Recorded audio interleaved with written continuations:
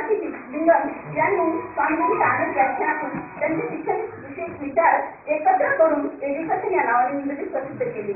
या इंग्रजी पुस्तकाचा मराठी अनुवाद कैलासवासी विश्व बेनोडेकर यांनी केला आणि रामकृष्ण मठ नागपूर यांनी ती प्रसिद्ध केली. हे अगदी छोटेखानी पुस्तक आहे. त्याची फक्त 97 पाने आहेत, पण यातील प्रत्येक पान, प्रत्येक ओळ, प्रत्येक शब्द हा आपल्याला विचार करायला लावणारा आहे, प्रेरणा देणारा आहे. या पुस्तकात एकूण 11 प्रकरणे आहेत.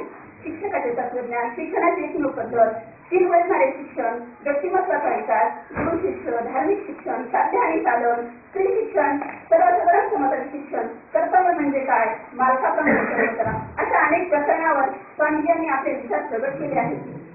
त्यातील पहिले